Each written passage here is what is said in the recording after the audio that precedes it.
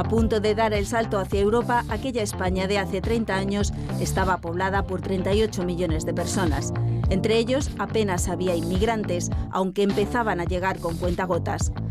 A nadie le extrañaba que se fumara en cualquier lugar público. Nos apañábamos con 2 canales de televisión y el teléfono de toda la vida, mientras la reina de la movida madrileña lanzaba sus propios desafíos desde el escenario. Una vez se restableció la democracia, lo lógico era estar en la Unión Europea, dejar el aislamiento histórico de España y pasar a ser uno más dentro de la Unión Europea. Naturalmente esto ha costado muchos sacrificios, pero ha traído también muchas ventajas. Entonces había colas en las oficinas del paro, que rondaba el 14%, y había grandes desigualdades entre regiones. En las calles se reivindicaban derechos, hubo una huelga general por la reforma de las pensiones y se aprobó la ley que despenalizó el aborto en 3 supuestos. Si algo quedó grabado en la memoria de aquel 1985 fue que tras años de duros esfuerzos y negociaciones, Europa nos abría al fin las puertas de su selecto club. La gente quería entrar en Europa y lo habíamos conseguido. Y la gente se sentía feliz. Y es muy extraordinario que en un país como el nuestro se llegue a esta satisfacción con carácter general. Bueno, con el gol de Iniesta se produjo, ¿verdad? El acto del momento histórico por el que España firmó el Tratado de Adhesión a las Comunidades Europeas fue solo el principio. Quedaba un largo camino por recorrer.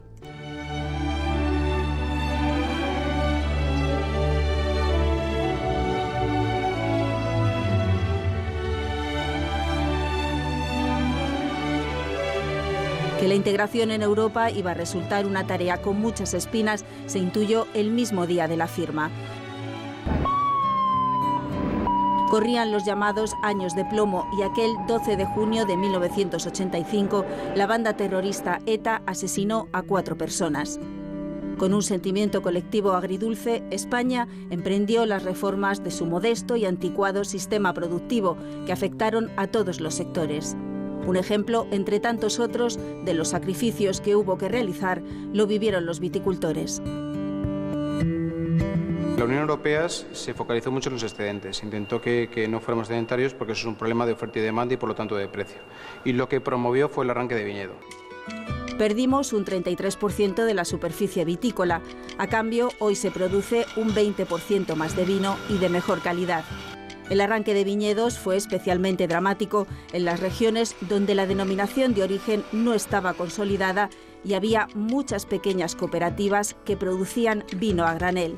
En otros casos, la entrada en Europa supuso la apertura de sus vinos al mundo. Se notó que subió el vino para arriba, había más vino, la gente hacía más, se hicieron más bodegas y se hizo poco a poco y ahora ya lo es. Es increíble lo que hay. España hoy en día es el mayor exportador mundial de vino, con un 20 y pico % de las exportaciones mundiales, pero sobre todo en la gama baja de precio. Y lo que nosotros necesitamos cada día más es exportar con marca, investigar, desarrollar para hacer cada día mejores vinos y dar ese valor añadido y que nuestro cliente evidentemente lo acepte y pague por ello, ¿no? En 3 décadas, la cultura gastronómica y con ella la cultura española del vino gozan de reconocimiento internacional, gracias también a los esfuerzos de los pioneros. El vino es salud y el vino da alegría y da fuerza. Y es muy bueno para hacer el amor también, coño. Hombre, joder. Es todo bueno.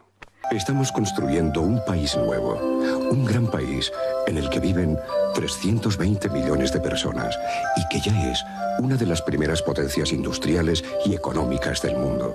En 30 años, España ha cambiado de la mano de Europa. Y en lo que respecta a las grandes cifras, el saldo a día de hoy es positivo. Un ejemplo para entender lo que han supuesto las ayudas europeas lo tenemos en la red de autopistas y carreteras nacionales. En 3 décadas, España ha pasado de tener 483 kilómetros de autovías a 14.000. Solo en fondos de cohesión, las arcas del Estado han recibido 150.000 millones de euros.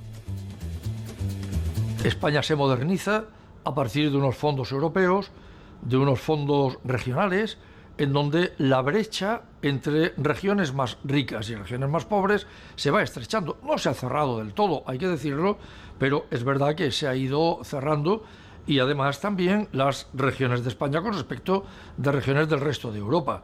Cuando España logró alcanzar el sueño de la integración europea, el corazón de la vieja Europa latía en este hemiciclo que se utilizó como sede del Parlamento Europeo hasta 1999. Hoy el corazón de la Europa de los 28 late en este hemiciclo que acoge a 751 diputados, un Parlamento dotado con más competencias legislativas y por lo tanto con más peso político desde que se firmó el Tratado de Lisboa.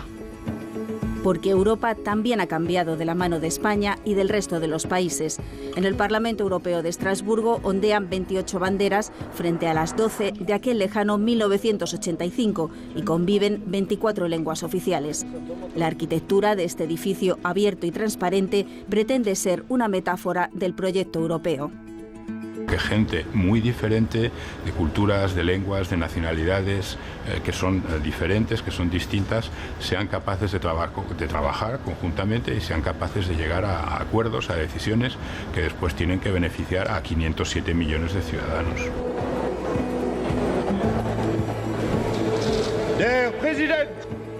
La crisis económica y financiera de los últimos 7 años ha pasado factura y, según las encuestas publicadas, en España el europeísmo ha perdido fuelle. Con todo, el sí a Europa sigue siendo mayoritario.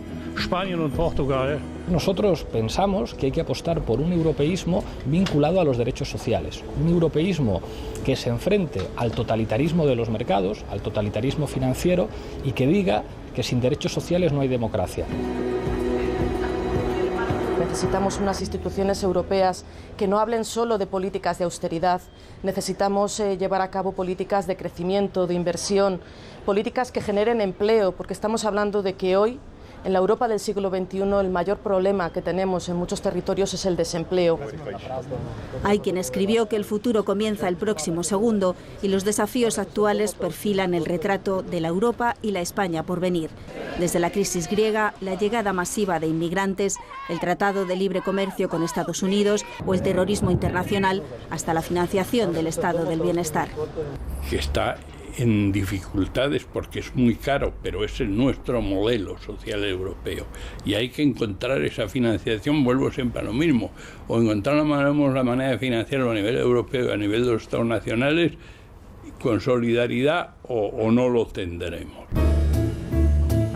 En la España de 2015 somos casi 10 millones más de personas que en 1985, de los que un 10% son extranjeros. Vivimos más, pero la población envejece. Somos un país sin humo. Hay internet, teléfonos móviles, miles de jóvenes estudian en universidades europeas y persisten problemas como el paro y la desigualdad. De nuevo, una vez más, ahora en el debate actual se dice tenemos que huir de esta política económica y tal basada en el sector servicio, como si alguien nos impidiera hacerlo. Nadie nos ha impedido ser mejores.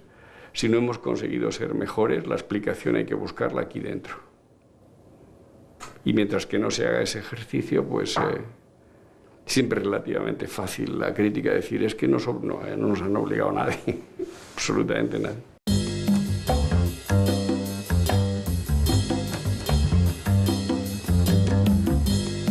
Luces y sombras de la inversión en Europa que sigue en permanente transformación.